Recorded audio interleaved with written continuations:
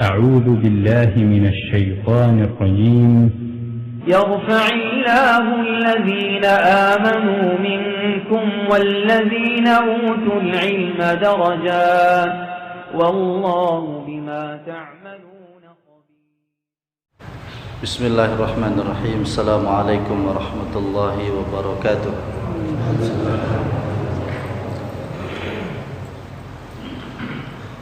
الحمد لله حمدا طيبا كثيرا مباركا فيه كما يحب ربنا ويرضاه.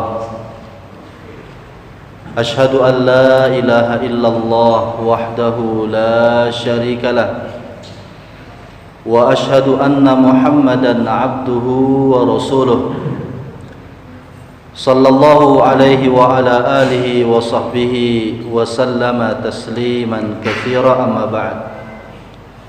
Kaum muslimin dan muslimah yang semoga senantiasa dirahmati Allah Subhanahu wa taala, pada kesempatan kajian di malam hari ini kita akan melanjutkan materi kita yang biasa kita bahas. Kita akan membaca hadis yang ke-7 dan hadis yang ke-8. Kata Imam Rabi' bin Hadi Al-Madkhali hafizahullah ta'ala, an Anas radhiyallahu anhu qala syujja an-nabiy sallallahu alaihi wasallam yawma Uhud wa kusirat raba'iyatuhu faqala kaifa yuflihu qaumun shajju nabiyyahum fanazalatil ayatu laysa laka minal amri syai'un Rawahul Bukhari wa Muslimun wa Tirmidzi wa Ibnu Majah wa Ahmad, yang artinya dari Anas radhiyallahu anhu, beliau berkata, Nabi sallallahu alaihi wasallam terluka pada hari perang Uhud dan gigi seri beliau pecah. Lalu beliau berkata,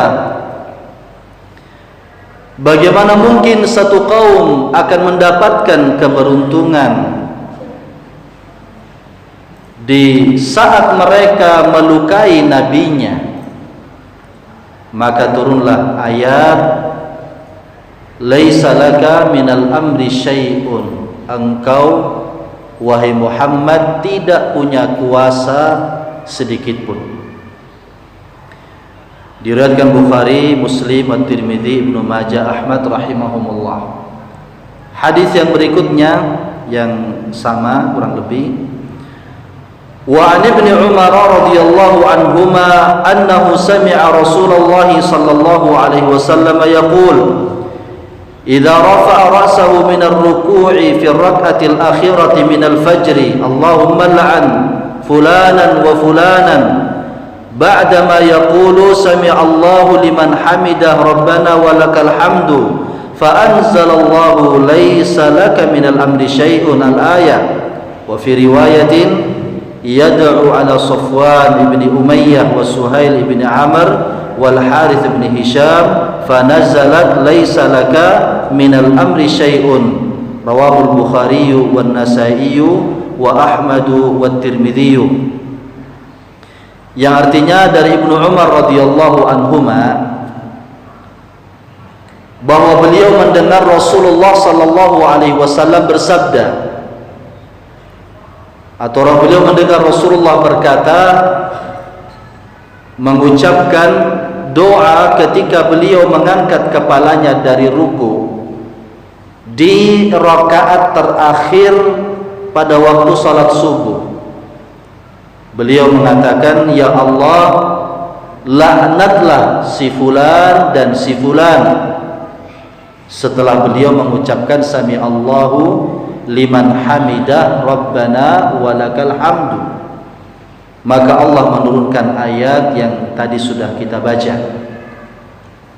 Dalam riwayat yang lain disebutkan beliau mendoakan kejelekan atas Safwan bin Umayyah, 1, dan Suhail bin Amr, 2, wal Harith bin Hisham, 3. Maka turunlah ayat laisa laka minal amri syai'un wahai Muhammad, engkau tidak punya kuasa sedikit pun. Kaum muslimin rahimakumullah,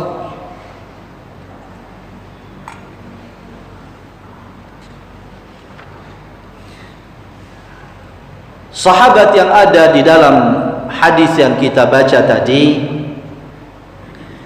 yang pertama adalah sahabat Anas bin Malik Al-Ansari Al-Khazraji, berarti beliau dari kalangan Ansar, dari suku Khazraj.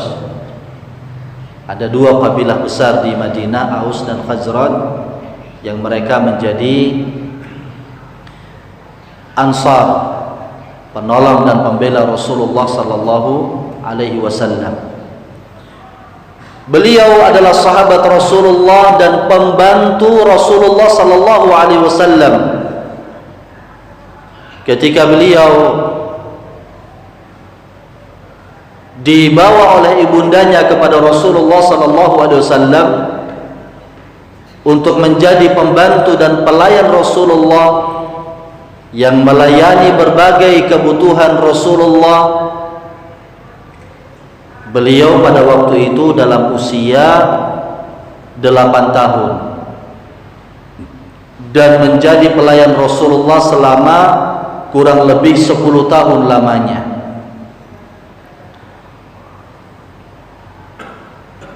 Beliau radhiyallahu anhu meriwayatkan hadis yang disepakati Bukhari Muslim muttafaq alaih sebanyak 1286 hadis.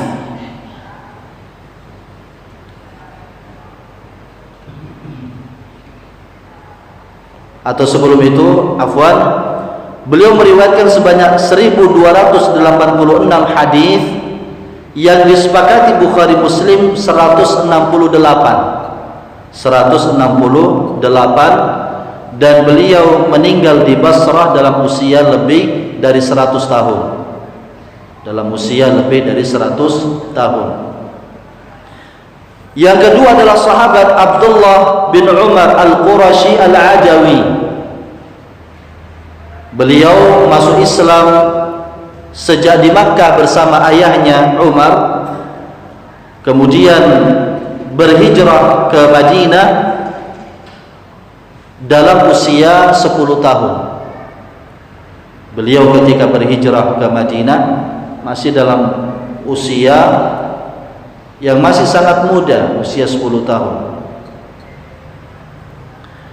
Dan beliau ikut serta dan terjun dalam peperangan Khandaq dan perang-perang setelahnya, dan beliau karena kesungguhan yang luar biasa menjadi tokoh besar di kalangan sahabat, menjadi ulama besar di kalangan para sahabat radhiyallahu taala anhum.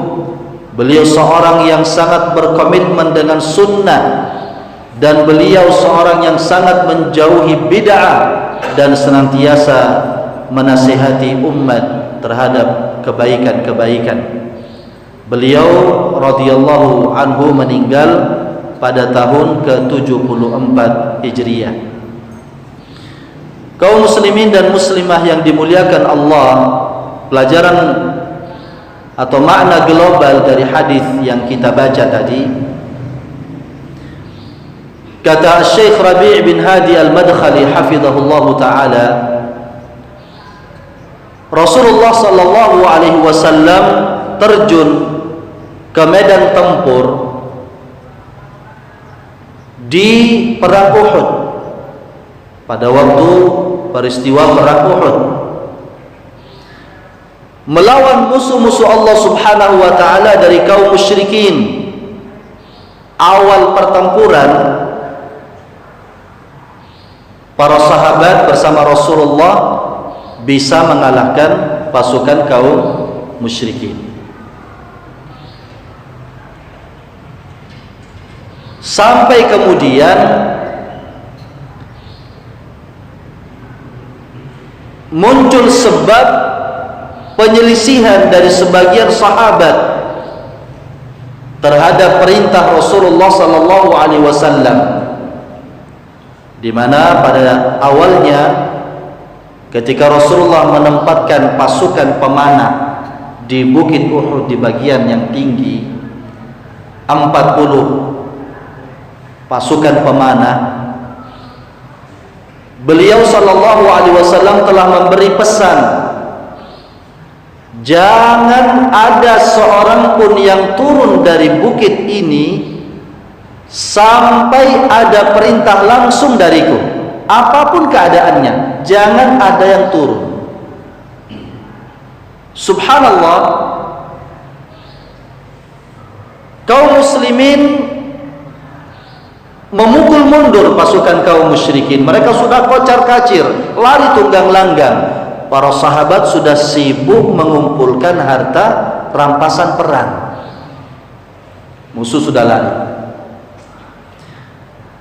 Akhirnya muncul inisiatif dari beberapa sahabat yang dipesani Rasulullah tadi turun, ingin membantu yang lainnya di dalam mengumpulkan harta ghanimah. Turunlah mereka, sampai kemudian barakallahu fikum Khalid ibn Walid yang masih musyrik pada waktu itu dan menjadi pemimpinnya kaum musyrikin menarik pasukannya, kemudian berbelok lewat belakang Bukit Uhud dan memukul pasukan yang tersisa di Bukit Uhud. Kalau dalam strategi peperangan, posisi ketinggian itu sangat bagus di dalam melemparkan dan melancarkan serangan-serangan kepada musuh. Akhirnya kemudian terjadilah berbalik keadaan. Naam, sesuai dengan hikmah yang Allah Subhanahu wa taala kehendaki, kaum muslimin akhirnya mengalami kekalahan dan syahidlah sebagian sahabat Rasulullah sallallahu alaihi wasallam. Sampai-sampai pun Rasulullah terluka pada waktu itu, yang tadi kita sebutkan di dalam hadisnya, syujjan Nabi sallallahu alaihi wasallam wa kusirat rabaiyatuhu. Nabi terluka, gigi serinya patah. Padahal sedang memakai baju besi dan topi baja, sampai patah. Lantas kemudian barakallahu fikum, Rasulullah sallallahu alaihi wasallam berkata, mengucapkan suatu kata, suatu ungkapan yang menganggap kemustahilan orang-orang itu akan mendapatkan keberuntungan. Tidak mungkin mereka akan masuk ke dalam Islam di saat mereka melakukan suatu tindakan yang amat dungu, penentangan yang luar biasa sampai kepada tingkatan itu, menyakiti dan melukai Rasulullah sallallahu alaihi wasallam. Maka Rasulullah berkata, kaifa yuflihu qaumun syajju nabiyahum, bagaimana mungkin akan beruntung satu kaum yang mereka melukai nabi mereka. Dan beliau mendoakan kejelekan kepada beberapa tokoh dari tokoh-tokoh besar Quraisy yang tadi sudah kita sebutkan nama-namanya. Tetapi Allah Subhanahu wa taala Al-Alimul Khabir, zat yang maha tahu, yang maha berilmu, Al-Malikul Mutasarrif, penguasa dan yang mengatur segalanya, yang di tangan Allah Subhanahu wa ta'ala segala urusan, dan di tangannya hukum semua yang ada di dunia dan di akhirat, ternyata Allah Tabaraka wa ta'ala menurunkan ayat kepada Rasulullah sallallahu alaihi wasallam, laisa laka minal amri syai'un aw yatuba alaihim aw yu'adzibahum fa innahum zalimun. Engkau wahai Muhammad tidak punya kuasa sedikit pun tentang nasib mereka, atau boleh jadi Allah Subhanahu wa ta'ala memberi ampunan kepada mereka, atau Allah Subhanahu wa ta'ala mengadab mereka sebagai orang-orang zalim.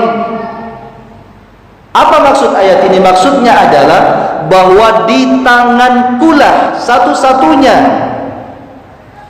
keputusan dan ketetapan siapa yang berhak untuk mendapatkan hidayah, siapa yang berhak untuk Allah sesatkan.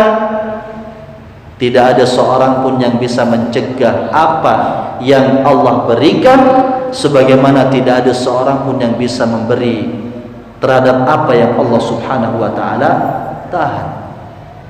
La mani'a lima a'taita wa la mu'tiya lima mana'ta. Ini yang harus kita yakini. Oleh karena itu, ma'asyiral muslimin yang dirahmati dan dimuliakan Allah Subhanahu wa ta'ala, tentunya beranjak dari ayat yang Allah Subhanahu wa ta'ala turunkan kepada Rasulnya yang mulia ini juga menjadi sebuah kesyukuran yang besar pada diri kita. Ketika Allah Subhanahu wa ta'ala memilih kita dengan kehendaknya dan hikmahnya menjadi bagian dari muslimin, menjadi bagian dari mukminin, Allah bimbing kita kepada hidayatus sunnah, bisa mengenal sunnah, ajaran-ajaran Rasulullah yang semoga kita selalu istiqamah di atasnya. Berapa banyak orang-orang yang Allah sekali lagi dengan kehendaknya yang mutlak menyesatkan tidak sedikit dari kalangan manusia, bahkan mayoritas manusia itulah yang berada di atas kesesatan dan kekufuran.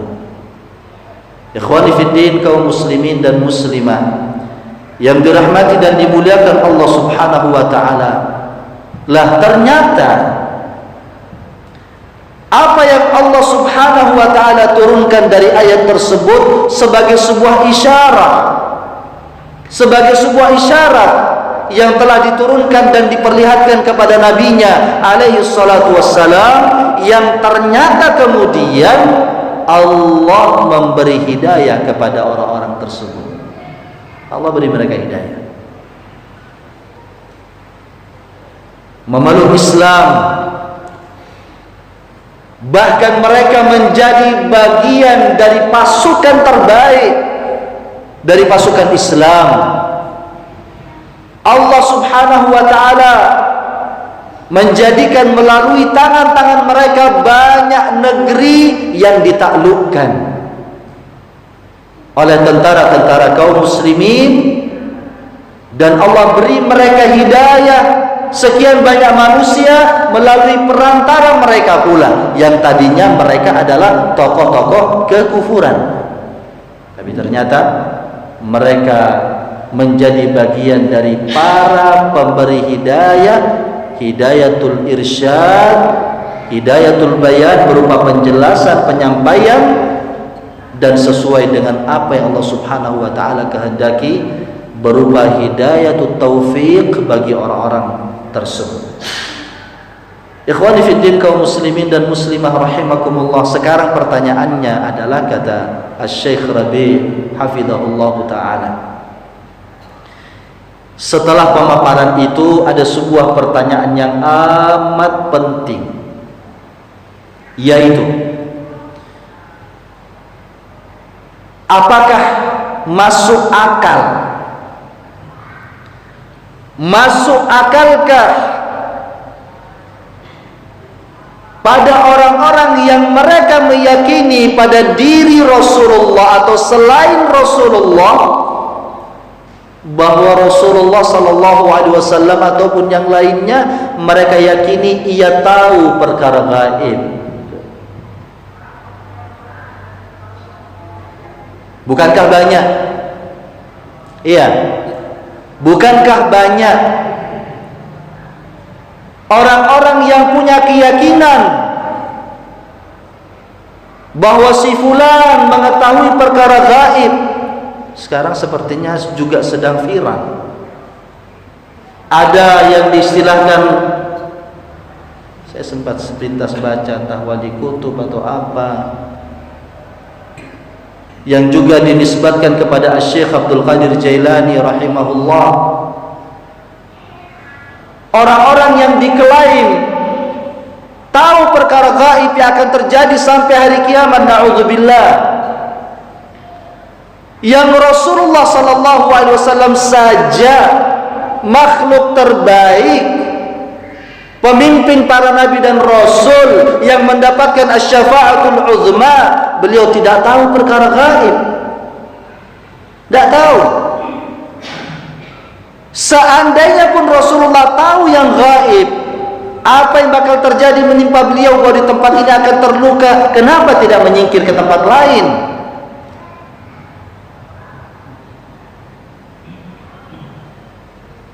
Bahkan sudah Allah subhanahu wa ta'ala sebutkan dalam sekian banyak ayat di dalam Al-Quran, perintah kepada Rasulnya yang mulia ini untuk mengumumkan kepada seluruh makhluk bahwa beliau tidak mengerti dan mengetahui perkara gaib.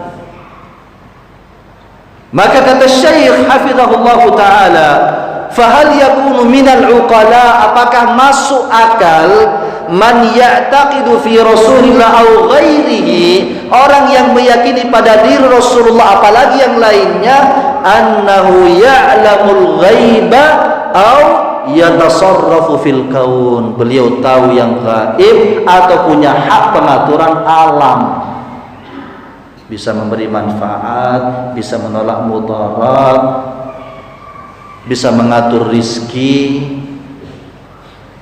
Na'udzubillah.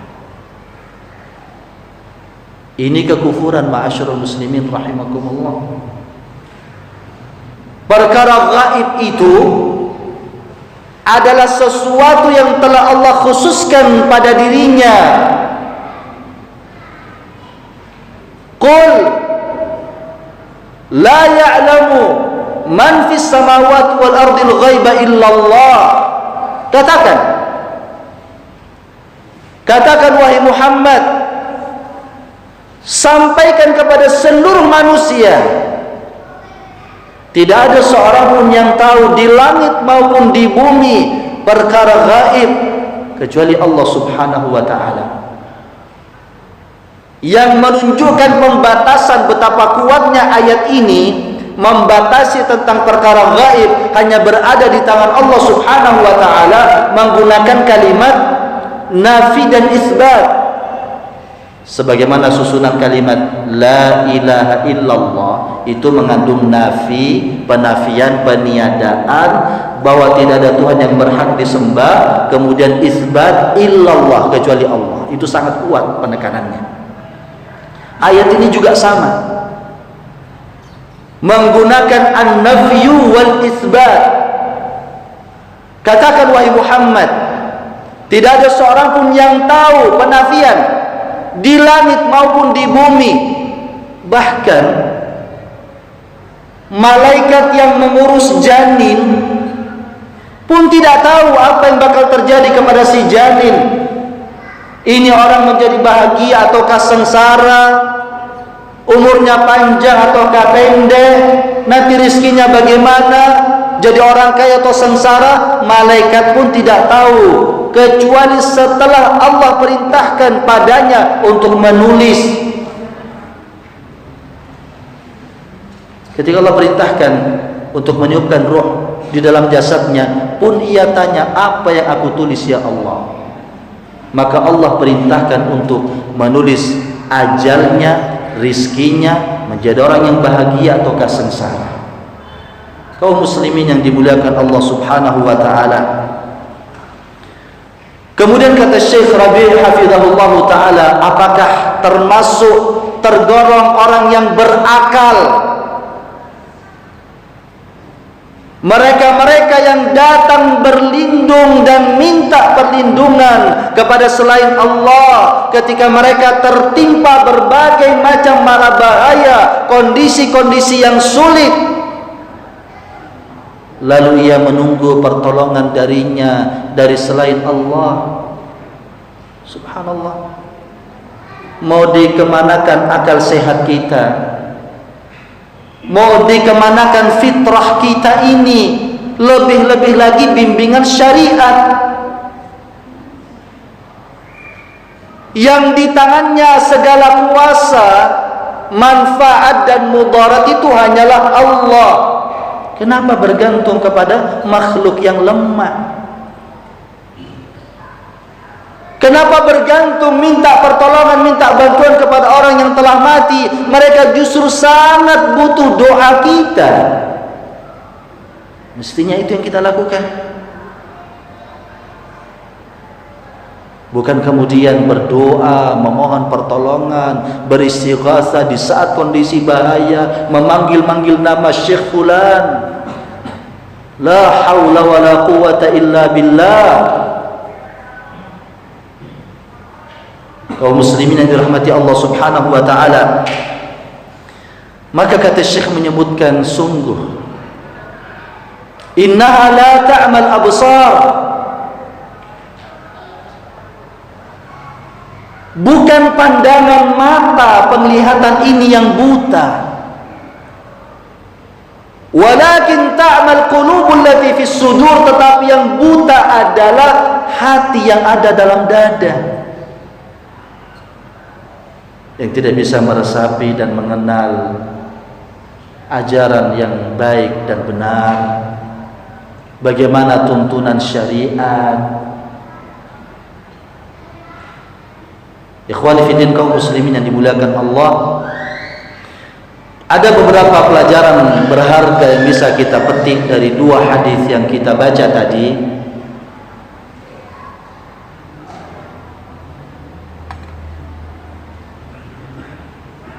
Perlu kita fahami sebelum saya bacakan pelajaran penting tersebut.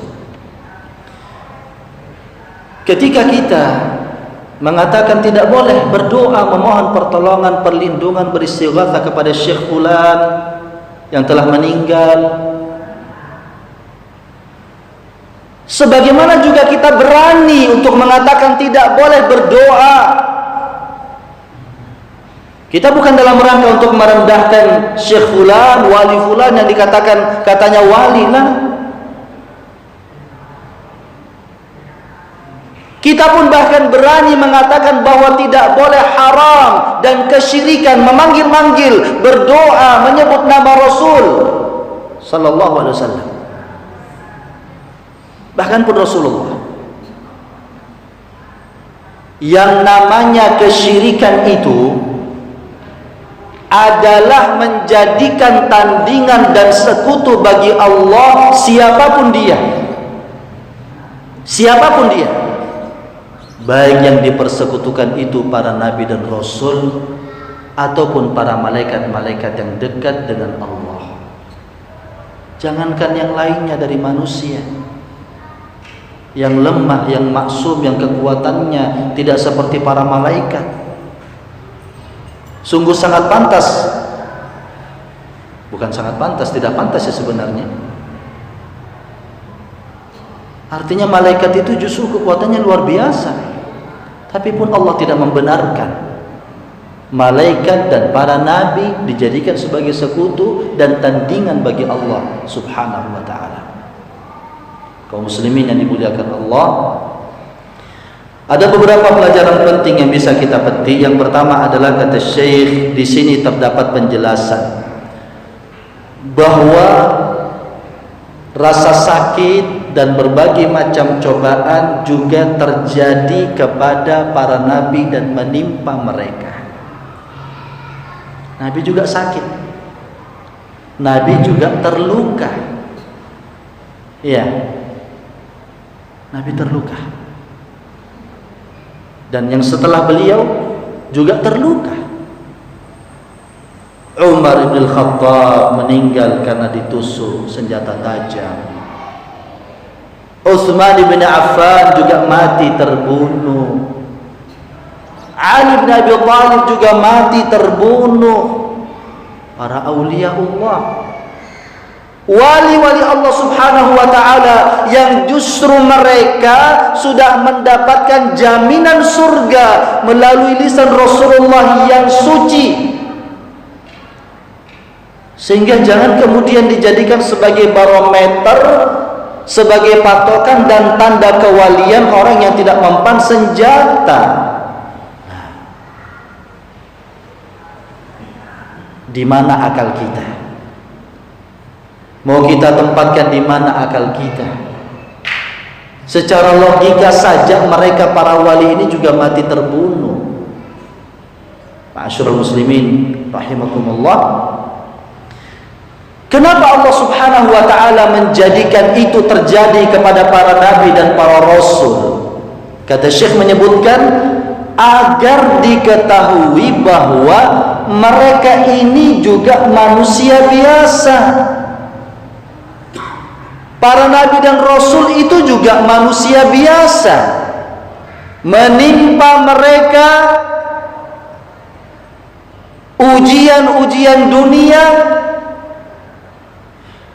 Rasul itu sallallahu alaihi wasallam juga berlindung dari rasa panas, ya, dari rasa dingin. Ketika berperang, beliau tidak cukup menggunakan satu baju besi, tapi bahkan double, didobel. Bukan tidak tawakal kepada Allah. Inilah hakikat tawakal yang sebenarnya, akhdul asbab, menempuh sebab-sebab keselamatan. Itu Rasulullah. Para sahabat juga demikian. Untuk diketahui bahwa para nabi dan rasul itu manusia biasa, menimpa dan terjadi kepada mereka ujian-ujian dunia, dan menimpa jasad mereka apa yang menimpa jasad dan badan manusia secara umum, untuk diyakini bahwa mereka itu makhluk yang juga diatur Allah subhanahu wa ta'ala.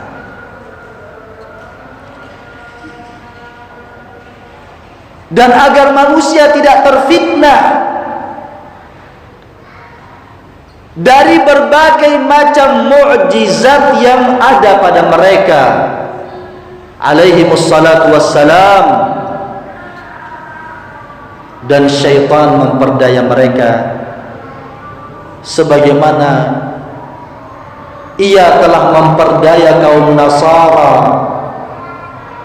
dengan mukjizat yang ada pada Nabiullah Isa alaihissalam, yang kemudian orang Nasara terseret kepada keyakinan bahwa Isa adalah Tuhan atau Tuhan anak, Thalithu Thalatha, satu dari tiga. Maka Nabi SAW adalah manusia biasa. Lah, coba kita bayangkan sekali lagi, Rasulullah SAW dahulu pernah berteriak dengan teriakan yang lantang, memanggil Quraisy, kabilah beliau, kabilah terbaik di muka bumi. Ya ma'syara Quraisy, ishtaru anfusakum, la ughni ankum minallahi syai'a. Wahai Quraisy, selamatkan diri-diri kalian. Aku tidak bisa menyelamatkan kalian sedikit pun dari azab Allah. Ya Abbas bin Abdul Muttalib, memanggil pamannya Al-Abbas, memanggil nama bibinya Safiyah, bahkan memanggil nama putrinya Fatimah radhiyallahu taala anha. Nah, kalau Rasulullah telah menegaskan sallallahu alaihi wasallam beliau tidak punya kuasa sedikit pun atas mereka untuk menolongnya dan menyelamatkan mereka dari azab Allah Subhanahu wa taala kecuali amal mereka sendiri, lalu bagaimana dengan orang lain? Bagaimana dengan orang lain? Pelajaran penting yang kedua, di sini terdapat penjelasan tentang disyariatkannya qunut nazilah. Disyariatkannya qunut nazilah ketika terjadi bencana besar yang menimpa, kemudian ada himbauan dari pemerintah untuk melaksanakan qunut nazilah, maka kita melaksanakannya, dilaksanakan pada 5 waktu salat dan diaminkan oleh para makmum. Pelajaran penting yang ketiga,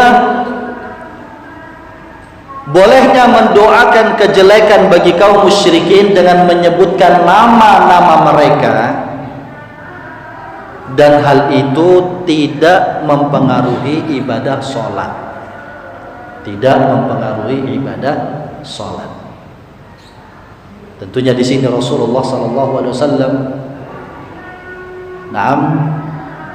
melihat kondisi yang sedang terjadi, bagaimana mereka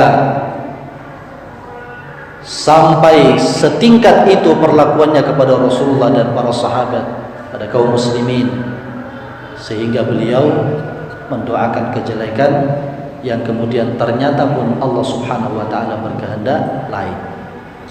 Yang keempat, pelajaran penting yang keempat, bahwa segala urusan berada di tangan Allah Subhanahu wa taala. Segala urusan, segala keputusan hukum itu berada di tangan Allah. Nabi sudah mendoakan kejelekan terhadap kaum musyrikin. Makhluk terbaik yang berdoa kepada Allah diaminkan oleh manusia-manusia terbaik setelah nabinya, para sahabat radhiyallahu taala anhum. Mereka mengaminkannya, namun ternyata pun Allah tidak mengabulkan doa Nabi. Sebaliknya Allah memberi hidayah kepada mereka semuanya. Wallahu taala a'lam bissawab. Subhanakallahumma bihamdika asyhadu an la ilaha illa anta astaghfiruka wa atubu